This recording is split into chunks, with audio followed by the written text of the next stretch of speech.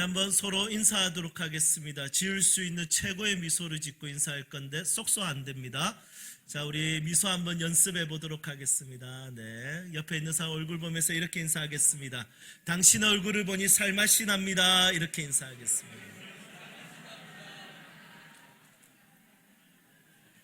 네, 좋습니다. 너무 분위기 좋은 교회라는 생각이 듭니다. 이렇게 밝게 인사하는 것을 보니까 어떤 사람들은 진짜 얼굴 보면 갑갑한 사람들 있죠. 아황산 가스 같은 이런 사람들이 있고, 어떤 사람 보면 마음이 시원해지는 그런 사람들도 있는 것 같습니다. 우리 남성교회는 하나님께서 보시기에 하나님의 마음을 시원하게 할 수 있는 그런 믿음의 교회가 되기를 주님의 이름으로 축복합니다. 그리고 무엇보다도 우리 선생님들 너무 귀하고요. 우리 선생님들 통해서 아이들에게도 기쁨이 넘치고 하나님께도 영광이 되었으면 좋겠습니다. 우리 특별히 이 땅은 노키즈 존이 많지 않습니까? 그래서 아이들을 데리고 가면 안 되는 곳이 너무 많이 생겼습니다. 그렇죠. 우리 예수님은 항상 키즈 존이셨죠.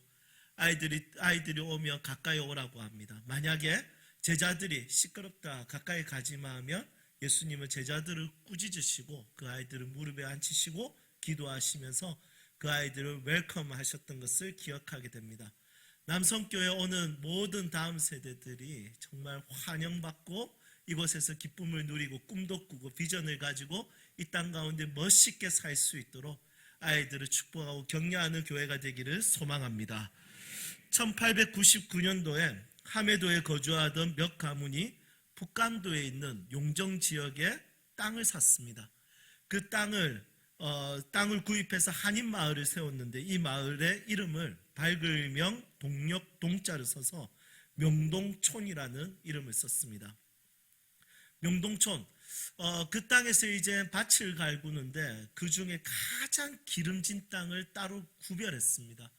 그래서 이 땅에서 나는 모든 소출은 다음 세대를 위해서, 아이들을 위해서 학교를 세우는 일을 위해서 사용했습니다. 그래서 이 밭의 이름을 배울 학자를 써서 학전이라는 이름을 사용했습니다. 여기서 나오는 모든 소출을 가지고 지은 학교가 명동학교이죠. 그래서 동쪽을 밝게 만드는 학교라고 해서 그 학교를 통해서 인재를 키우기 시작했습니다. 이 학교에 교감으로 일하셨던 분이 규암 김야견 선생님입니다. 그리고 이 학교에서 우리가 잘 아는 사람 중에 누가 있냐면 윤동주 시인이 이 학교 출신자입니다. 김야경 선생님도 크리스찬이었습니다. 예수를 믿는 사람이었죠. 예수를 믿는 사람들의 비전과 꿈은 항상 다음 세대, 자녀들에게, 아이들에게 집중되어 있는 것을 보게 됩니다. 안창호 선생님도 크리스찬이었는데 전쟁 중에도 반드시 해야 될 것은 바로 교육이라고 했습니다. 그래서 이 영적 교육, 진리를 가르치는 교회학교 교육은 세상의 그 어떤 교육보다 포기할 수 없고 가장 중요한 교육이고 가장 투자를 해야 되는 교육이라는 확신이 있습니다. 남성교회도 아마 그것에 대한 확신을 가지고 다음 세대들을 웰컴하고 있다고 확신하고 있습니다.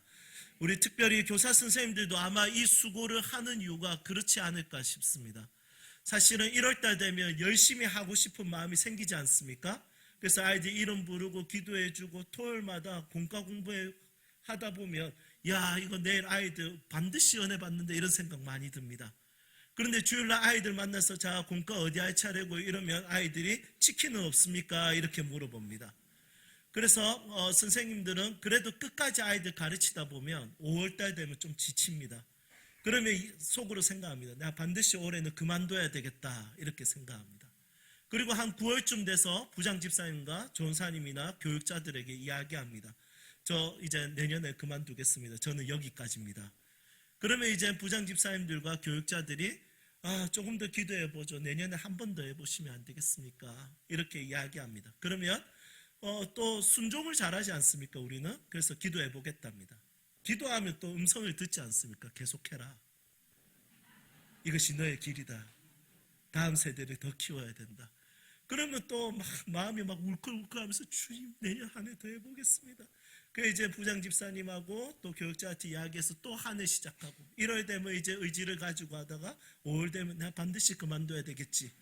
그리고 또 이야기했다가 기도해 보다가 또 다시 이러다 보면 이제 근속까지 하게 되는 것이 아마 다음 세대 교회 학교 교사들이지 않는가 싶습니다. 포기할 것 같지만 포기하지 않는 이유가 있죠. 다음 세대들이 너무 소중하기 때문입니다. 사람은 나이에 따라서 기도 제목이 바뀌게 됩니다. 초등학생들의 기도 제목은 그냥 떡볶이 조금 이렇게 맛있게 먹는 것이 기도 제목입니다. 중학생들이 너 기도 제목 뭐니? 이러면 통닭 먹고 싶은 것이 기도 제목입니다. 애들은 사실은 진짜 기억해야 될 것은 뭐냐면 중학생들은 예수 피로 구원 안 받습니다. 닭 피로 구원 받습니다. 애들은 닭을 먹다가 나중에 예수님의 살과 피를 먹는 거죠. 그래서 애들은 닭 피로 시작해서 예수 피로 끝나는 거기 때문에 중학생들은 치킨이, 우리 혹시 여기 중학교 선생님들 중에 우리 찬양 인도하시는 선생님들 있으면 하나님의 위로와 은혜가 함께 있기를 기도하겠습니다. 거의 뭐 사례를 줘야 된다 생각합니다. 너무 충성스럽고 애들은 절대 찬양하지 않습니다. 그래서 이 중학생들 기도 제목 치킨, 그리고 고등학생들은 좋은 대학 가는 거, 그리고 청년들의 간절한 기도 제목은 근사한 곳에 취업했다가 좋은 신랑이나 신부를 만나서 혼인을 하는 것입니다. 그리고 자녀가 생기면 그때부터 기도 제목은 오직 한 곳에 모든 것에 집중합니다. 그것은 자녀들에게 집중한다는 거죠.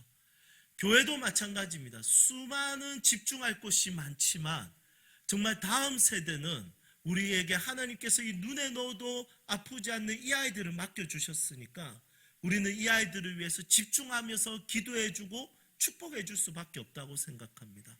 그래서 오늘 저는 본문 말씀을 가지고 어떻게 하면 이 아이들을 끝까지 함께 해줄 수 있는 교사와 좋은 그리스도인의 어른이 될 수 있을까라는 어떤 원리들을 찾아서 세 가지를 나누려고 합니다. 첫 번째는 교회학교 교사와 교회의 그리스도인 어른들은 모두가 다음 세대의 영적 부모입니다. 이것입니다. 그리고 두 번째는 우리 모두는 그 아이들을 기대하며 양육해야 됩니다. 세 번째는 우리는 그들을 위해서 최선을 다해 갈대 상자를 만들어줘야 됩니다. 오늘 이 세 가지 원리 나눌 때 하나님께서 우리 마음에 복을 주셔서 우리의 사역에 복을 주셔서 다음 세대들을 행복하게 만나고 다음 세대를 살릴 수 있는 그런 믿음의 교회가 되기를 주님의 이름으로 축복합니다. 한번 따라할까요? 우리 모두는 다음 세대의 영적 부모입니다. 제가 어떤 교회 중고등부 수련회 집회를 인도하러 간 적이 있습니다. 광고 시간이 되었는데 그 목사님이 앞에 나와서 광고를 하는데 이렇게 이야기합니다.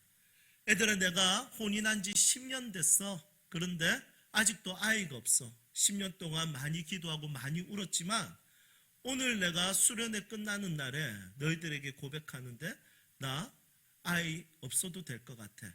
너희들이 나에게는 영적 자녀야. 이렇게 이야기하면서 울먹울먹거리면서 애들한테 부담스럽게 이렇게 울면서 이야기했습니다. 여러분 지금 이분을 만난 지가 이제 13년 정도 지났는데 아들 3명 있답니다. 네. 이 목사님의 마음은 충분히 이해가 갑니다. 진짜 아이들 보면 내 아이가 아니라도 피 한 방울 안 섞였더라도 진짜 내 자식같이 여겨질 때가 참 많이 있는 것 같습니다. 오늘 본문 말씀에 보면 한 레인과 레인이 결혼을 하게 됩니다. 그리고 여자가 임신을 하고 아들을 출생하게 됩니다. 그런데 이 아들은 특징이 있습니다. 2절 말씀에 이 아이의 특징이 나오는데 이 아이의 특징은 과연 뭘까요? 바로 잘생긴 것입니다. 저는 이 말씀을 보면서 궁금했습니다. 아이가 진짜 잘생겼을까? 아니면 엄마 눈에 잘생겨 보였을까? 라는 궁금증이 있었습니다. 그런데 제가 자녀를 낳아보니까 알겠습니다. 저에게는 3 자녀가 있습니다. 첫째가 아들, 둘째가 아들, 셋째가 딸입니다. 누가 제일 이쁠까요? 딸이 기가 막히게. 아들들은 이제 좀 컸다고 이제 인사도 제대로 안 합니다. 집에 들어가면 그냥 자기들 할까 인사 안 해 이러면 또 쳐다보고 한번 고개 까딱거립니다. 제 마음에 결심했습니다. 너희들은 선교사다 이렇게 결심했습니다. 셋째 딸은 막 뛰어와가지고 막 아빠 안아줘하고 이 뽀뽀해주고 왜 이래 늦게 왔어? 너무 사랑스럽습니다. 그런데 저희 아내가 첫째 아이를 임신했을 때 기도 제목이 있었습니다. 제가 안경을 한번 벗어보겠습니다. 눈이 큽니까? 작습니까? 작죠? 네, 맞습니다. 눈이 되게 작습니다. 어렸을 때부터 컴플렉스였습니다. 나도 정말 동공이 크고 눈이 큰 그런 시원시원한 장동건 같이 생기고 싶었다. 이렇게 어떠한 소망이 있었고, 그래서 어머니는 막 아이라인을 그려주기 위해서 막 참도 붙여주고 이렇게 했는데 눈꺼풀이 두꺼워서 전혀 되지 않았습니다. 그래서 제가 아이를 임신했다는 이야기 듣고 제가 매일마다 하나님 앞에 배를 잡고 기도했습니다. 아침 저녁마다 하나님, 이 아이는 눈 크게 해주십시오. 하나님, 저에게 이 눈 준 거 좀 미안하지 않으세요? 하나님, 이 아이는 진짜 눈 크게 해주시면 좋을 것 같습니다 하면서 아침 저녁으로 매일 기도했습니다. 10개월 동안 정말 열심히 기도했죠. 하나님은 응답하시는 분이시죠. 물론 하나님의 응답 방법은 yes, no, wait가 있습니다. yes는 뭐냐면 그래 좋아, 내가 네 아들 그 눈 주고 항상 내 마음에 걸렸다. 이 아들은 내가 눈 크게 만들게. 이게 yes입니다. no는 뭐겠습니까? 눈은 보여주는 게 아니라 보기 위해서 있는 거지. 그러니까 너 눈 작아도 성경 읽고 너 눈 작아도 넓은 하늘 보고 괜찮아. 네 아들도 네 눈. 이게 no입니다. 웨이트는 뭐겠습니까? 야, 진작 기도하지. 둘째 때 신경 쓸게. 이게 웨이트입니다. 예, 태어났습니다. 예스일까요? 노일까요? 웨이트일까요? 제가 사진을 준비해 왔습니다. 한번 보시겠습니까? 이 사진을 보면서 기도했습니다. 주님, 바로 이 눈입니다. 주님, 이 눈이면 얼마, 지금 전부 다, 와, 예스다! 막 이런 분위기였죠. 여러분, 이럴 리가 없어. 어떤 교회 가니까 제가 이 사진 방송실에서 자체 검열하고 안 보여주더라고요. 바로 우리의 사진부터 보여주던데 한번 보도록 하겠습니다. 바로 이 사진입니다. 예, 지금 너무 남의 애 보고 좀 너무 비웃는 거 아닙니까? 예. 제가 어떤 교회 가니까 어떤 권사님이 어쩌노 이러시더라고요. 조금 더 크니까 애가 이렇게 자랐습니다. 다음 사진도 한번 보여주십시오. 막 어쩌노 이런 말 나오죠. 네. 조금 더 크니까 좀 귀여워졌습니다. 네. 더 큰, 혹시 여기 방청객들이신가요? 분위기가 너무 좋네요. 예, 조금 더 컸을 때 모습 보도록 하겠습니다. 제일 귀여울 때가 7살 때였는데 7살 때 사진 한번 보겠습니다. 네. 그런데 막상 태어날 때 어땠습니까? 두 번째 사진 다시 한번 더 보여주시겠습니까?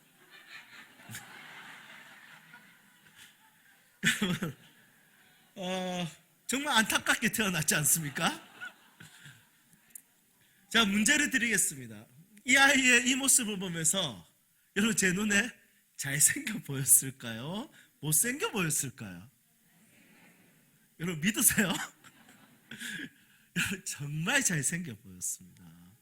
이야, 너무 잘생겼다. 너무 이쁘다. 너무 사랑스럽다. 지금 안 믿으시는 분들 좀 있는 것 같아요. 6개월이 지났습니다. 얘가 이렇게 누워있다가 이렇게 뒤집었습니다. 공중에 떠서 두 바퀴 돌고 뒤집은 게 아니라 이렇게 뒤집었습니다. 그날 난리 났습니다. 우리 아들 뒤집었다고. 1년이 지났습니다. 세 걸음 걷고 자빠졌습니다. 야, 이 비틀비틀거리면서 그 자빠진 이 세 걸음이 저에게는 너무 귀했습니다. 베드로 물 위를 걸었지 않습니까? 여러분, 물 위는 배 타고 다니면 됩니다. 그럼 왜 물 위를 걷다 또 빠지고 그러는지 모르겠어요. 중요한 것은 성장하는 이 걸음이, 이 모습이, 태어난 이 아이가 제 아이처럼 너무 이쁩니다. 이 아이가 아프면 제가 아파요. 이 아이가 웃으면 제가 웃습니다. 이걸 심리학적 용어로 확장된 자아라는 표현을 씁니다. 사명이란 무엇이겠습니까? 사명이라는 것은 확장된 자아를 가지는 것이죠. 다음 세대를 보면서 꼭 나인 것처럼, 아이들의 아픔은 내 아픔인 것처럼, 아이들의 기쁨은 내 기쁨인 것처럼 이 확장된 자아를 가지는 것입니다. 아이가 태어났을 때 그 당시에는 영아 제노사이드, 영아 학살 기간이었습니다. 태어나면 아이들을 다, 남자아이들은 다 죽이는 시대에 남자아이로 태어난 것입니다. 이 아이가 죽게 될 것에 대해서 생각했을 때 어미의 마음은 아픔이었을 겁니다. 이 아이를 봤을 때 잘생기고 너무 이뻤지만 이 아이를 봤을 때 그 아픔은 이 어미에게는 고통이었을 것입니다. 이것이 바로 확장된 자아라는 것입니다. 마태복음 15장에 보면 수로보닉의 여자 이방 여인이 나옵니다. 이 여인에게는 자신의 자녀가 귀신에 들렸습니다. 귀신 들린 자녀 얼마나 힘들었겠습니까? 꿈도 비전도 가지지 못하고 정상적으로 사고를 할 수가 없습니다. 이런 아이들은 아픔과 고통 가운데 자기의 몸을 자해하기 시작하기도 합니다. 침을 흘리고 정상적인 삶의 행동을 취할 수가 없습니다. 그런데 어느 날 예수님이 지나가신다라는 이야기를 듣고 수로보닉의 여인이 그 예수님을 부릅니다. 주여! 그리고 뭐라고 하냐면 이렇게 이야기합니다. 나를 불쌍히 여기소서. 자기의 딸을 불쌍히 여겨달라고 하지 않고 나를 불쌍히 여겨달라고 합니다. 왜냐하면 이 여인에게 딸의 문제는 딸의 문제로 끝이 아니라 이 여인에게는 그 딸이 바로 자기 자신이기 때문에 주여 딸을 불쌍히 여겨주소서가 아니라 마태복음 15장에 보면 주여 나를 불쌍히 여겨주소서라고 하는 것이죠. 확장된 자아라는 그런 것입니다. 사명이라는 것은 내가 어느 날 아프리카 땅을 생각했을 때 아프리카에 대한 확장된 자아를 가지면 그것이 사명입니다. 북한에 대한 확장된 자아를 가지면 그것이 사명입니다. 노숙자에 대한 확장된 자아를 가지면 바로 그것이 사명입니다. 저는 20대 때부터 위기 청소년에 대한 사명을 가졌습니다. 그래서 저는 소년원 사역을 15년 동안 했습니다. 이 아이들 볼 때마다 가슴이 터질 것 같았습니다. 이 아이들 볼 때마다 너무 사랑스러웠습니다. 교회 와서 교회를 난장판으로 만들어도 이 소년원 출신 아이들에게 밥 사주는 것이 너무 즐거웠습니다. 제가 사역했던 교회에서는 이 아이들이 교회를 털어버렸습니다. 담임 목사님 방을 털었고 그리고 담임 목사님 방에다가 락카를 가지고 불교라고 크게 적어 나갔습니다. 제가 이 아이들 잡았습니다. 그리고 살짝 만져주긴 했습니다. 세게는 아닙니다. 그냥 피 조금 날 정도로 만져주긴 했지만 그래서 이 아이들에게 혼을 내려고 했지만 이 아이들이 그래도 사랑스러웠습니다. 저는 위기 청소년 아이들 볼 때마다 아직까지도 비전과 꿈을 가지고 있습니다. 제가 교회를 개척한 이유도 뭐냐면 소년원 사역을 교인들과 함께 잘 감당하기 위해서입니다. 그 아이들은 저에게 확장된 자아입니다. 다음 세대에 대한 사명을 어떻게 가질 수 있을까요? 나랑 피 한 방울 섞이지 않았지만 나랑 살아가는 방식도 다르고 방법도 다르지만 이 아이들이 나의 확장된 자아처럼 내 새끼처럼 보이는 것입니다. 그래서 세상에서 가장 아이들이 존중받는 곳은 교회 공동체입니다. 교회 아이들 오면 어른들이 머리를 쓰다듬어 줍니다. 교회 아이들 오면 안아줍니다. 축복해 줍니다. 이것이 바로 교회 공동체라는 것이죠.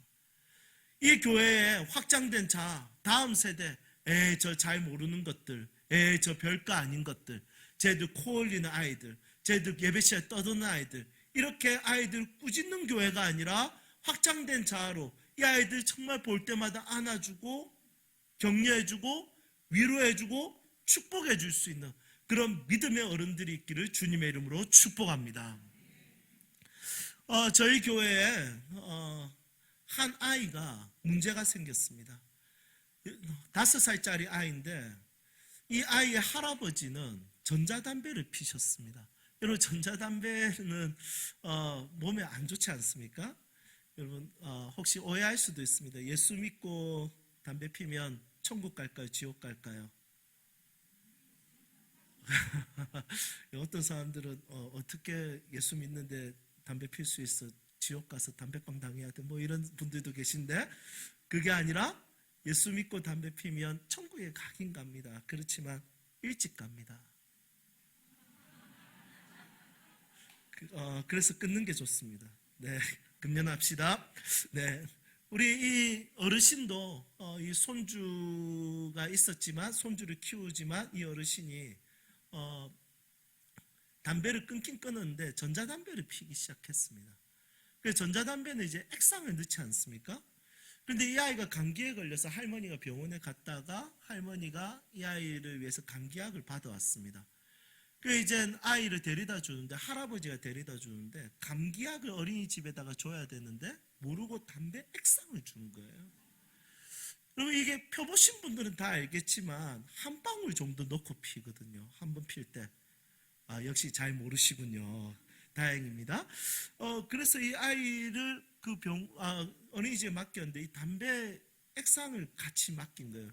그래서 나와서 이제 보통 때처럼 이렇게 전자담배를 꺼내서 이렇게 액상을 넣으려고 했는데 맛이 이상한 거예요. 보니까 이게 감기약이고, 그 액상은 어디 갔냐 싶었더니 내가 액상을 줬구나 하면서 바로 뛰어 들어갔습니다. 그런데 이 선생님이 애한테 지금 먹이고 있는 거예요. 먹이고 있는데 애가 한 입 딱 먹더니 애가 맛이 있어요. 뱉었습니다. 그런데 이 선생님이 의지를 가지고 괜찮다면서 이거 먹어야 건강해지다 쭉 짠 거예요. 이 할아버지가 너무 놀라서 발로 그 손을 차고 아이를 안고 큰일 났다 하면서 이렇게 하고 있었던 거예요. 그래서 이제 애가 막 정신이 이상하니까 바로 가까운 병원에 갔습니다. 병원에 또 대기 환자들이 많으니까, 자, 이게 그 정도 독한지 모르니까 30분 정도를 그냥 기다리신 겁니다. 기다리다가 이제 순서가 됐는데 의사 선생님이 왜 왔습니까 했을 때 담배상을 먹었습니다 했는데, 이 아이가 그 의사 선생님 너무 놀라서 그럼 빨리 큰 병원 가야 됩니다. 지금 여기서 안 됩니다 해서 바로 구급차를 불러서 바로 이동을 했습니다. 큰 병원에 가보니까 이런 적이 있었던 경험이 그 병원에 3명이 있었답니다. 그런데 그 3명 다 사망했답니다. 그래서 이제 교회에 이것을 알리고 할아버지 죄책감이 들고 너무 고통과 아픔 가운데 그 앞에서 절망하고, 교회에 이제 긴급적으로 성도들을 다 모았습니다. 모두 모이세요 하면서 이틀이 고비라고 했는데 이틀 동안 저희가 릴레이로 기도하고 엎드리고 이 아이를 위해서 진짜 하나님께 부르짖었습니다. 진짜 이틀이 고비였습니다. 지금 이 아이는 8살입니다. 하나님이 이 아이를 살려주셨습니다. 누가 보면 우연하게 살아난 거라고 할 수도 있습니다. 다른 액상이지 할 수도 있습니다. 하지만 그렇지 않습니다. 하나님께서 합심해서 이 아이를 내 새끼처럼 여겼던 교회 어른들이 하나님께 부르짖었을 때 하나님이 이 아이를 불쌍히 여기셨던 것입니다. 이것을 믿고 우리는 이 아이들을 더 축복하기 시작했습니다. 우리가 함께 다음 세대를 축복하는 것, 다음 세대를 가슴에 품고 함께 키우는 것, 이것이 바로 교회의 역할이라고 믿습니다. 두 번째, 우리 모두는 이 아이들을 기대하며 양육해야 됩니다. 한번 우리 아이들이 태어난 이 시대를 보십시오. 얼마나 어렵습니까? 얼마나 힘듭니까? 취업하기도 힘듭니다. 먹고 살기에 괜찮은 시대이긴 하지만 경쟁률이 너무 높습니다. 이 아이들 참 불행한 시대에 태어났다라는 생각도 종종 듭니다. 하지만 오늘 말씀해 보니까 이 한 아이도 가장 고통스러운 시대에 태어났습니다. 하나님은 그 고통스러운 시대에 아이가 태어나게 하시는 이유가 뭘까요? 시대가 고통스러울 때는 좀 출산을 하나님께서 멈추면 되는데 하나님은 그래도 출산을 계속해서 할 수 있도록 아이가 태어나게 하십니다. 그 이유가 과연 뭘까요? 고생하라고 그럴까요? 그렇지 않습니다. 성경에 보면 출산하는 장면이 여러 번 나옵니다. 그런데 그때마다 그 시대의 특징이 있는데 그 시대의 특징은 다 어려운 시대였습니다. 오늘 본문 말씀에서도 모세의 출산 장면을 다루고 있는데 이 시대는 영아 학살을 하고 노동의 착취를 당하는 그런 고통과 아픔의 시대였습니다. 그리고 사무엘이 출생하는 장면이 나옵니다. 그것 역시도 그 시대는 하나님의 말씀이 희귀한 시대입니다. 예수님과 세례 요한의 출산의 장면이 나옵니다. 그때는 400년 동안 침묵기였습니다. 암흑기였습니다. 성경에서는 출산의 장면을 다룰 때는 항상 그 시대는 어렵고 힘들고 문제 있는 상황이었습니다. 시대가 어려울 때는, 시대가 타락할 때는 우리가 주의해서 집중해야 될 것이 있습니다. 그것은 뭐냐면 태어나는 아이들의 자라는 과정입니다.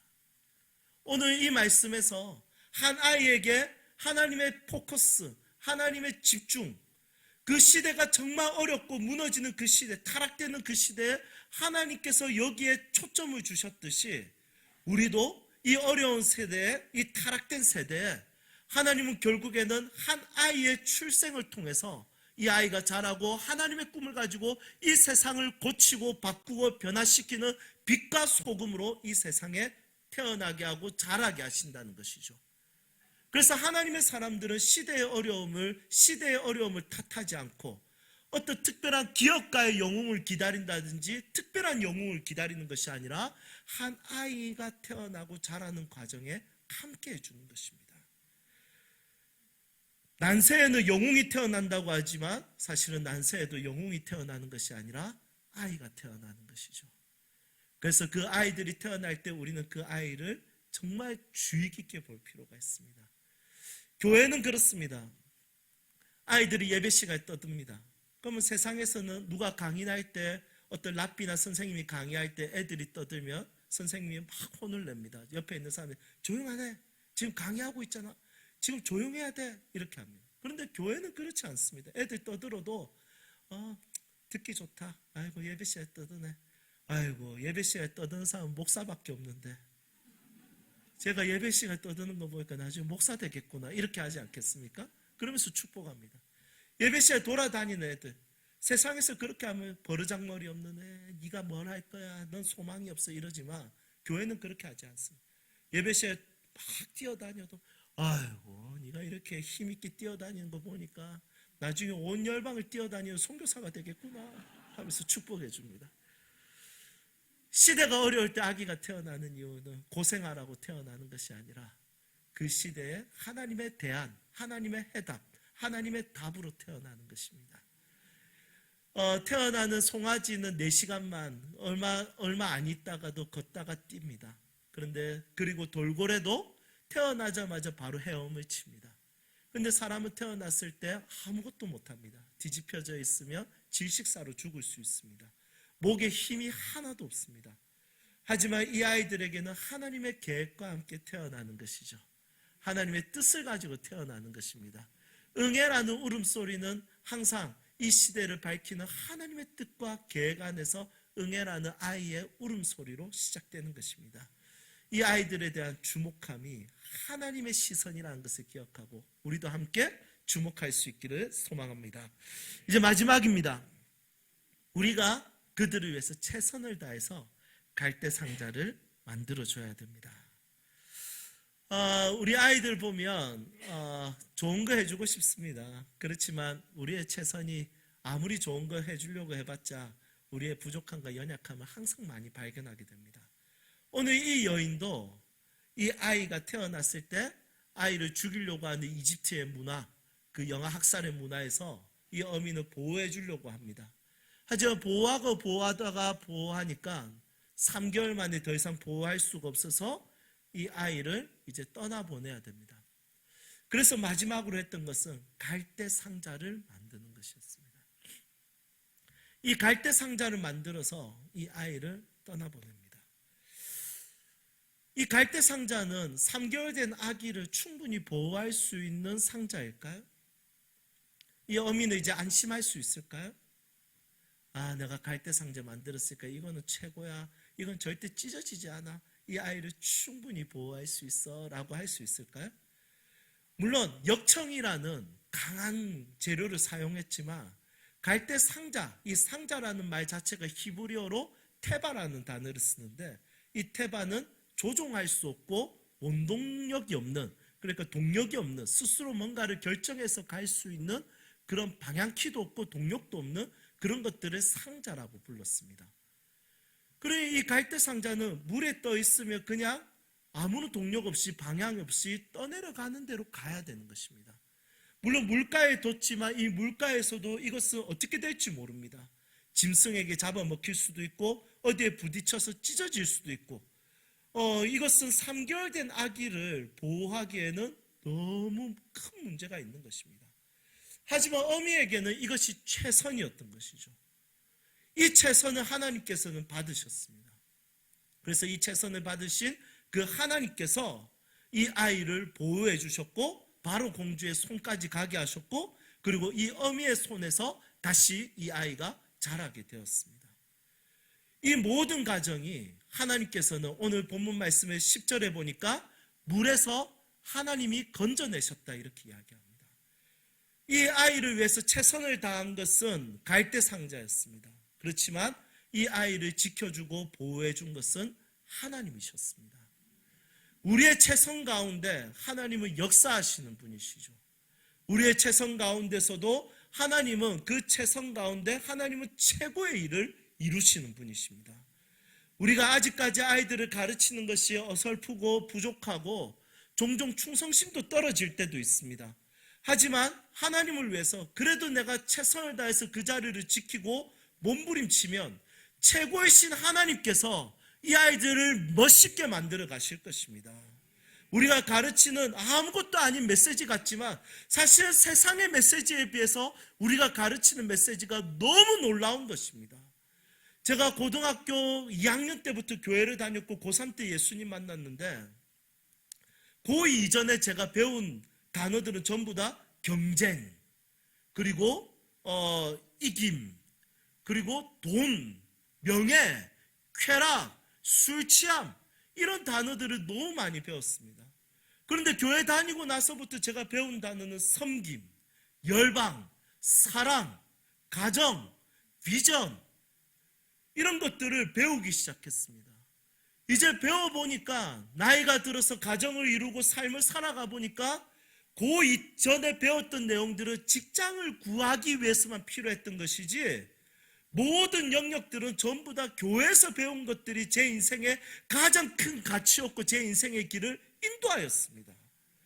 어설프게 가르치는 내 입술 가운데 하나님의 말씀은 위대해서 우리 아이들은 하나님의 꿈의 사람으로 하나님의 비전의 사람으로 하나님께서 말씀을 따라서 멋있게 우리 아이들을 키워나가고 세워가시는 하나님이시라는 겁니다.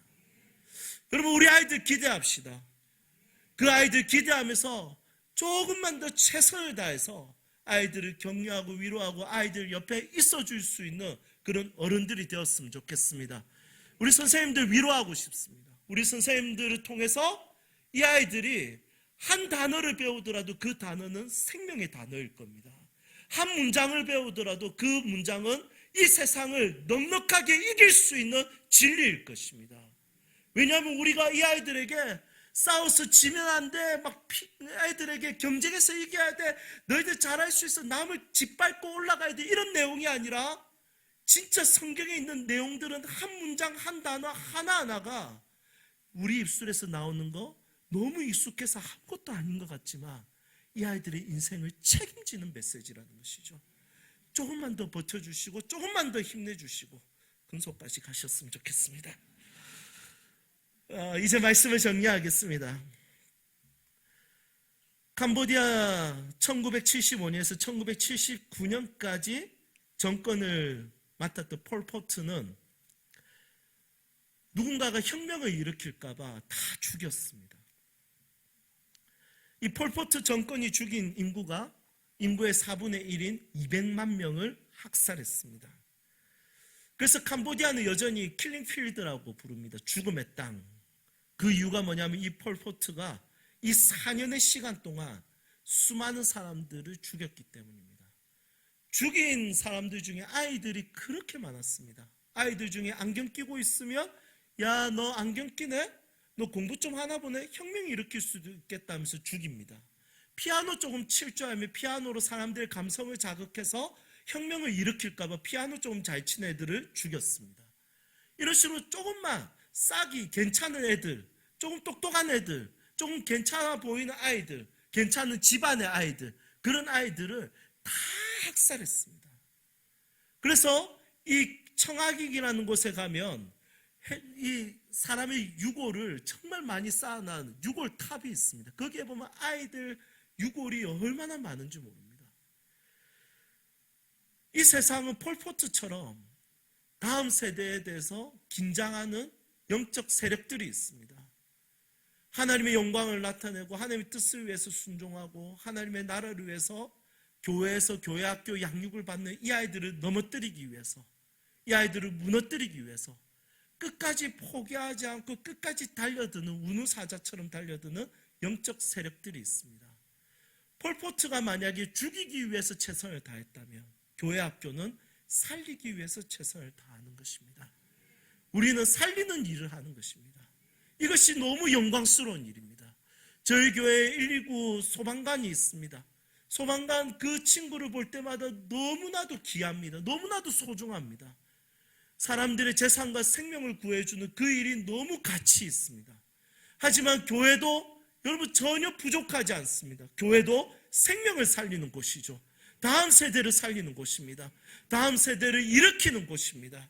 다음 세대를 끝까지 사랑해줘서 우리 함께 그 아이들을 하나님의 사람으로 세우는 일에 전심을 다할 수 있기를 주님의 이름으로 축복합니다.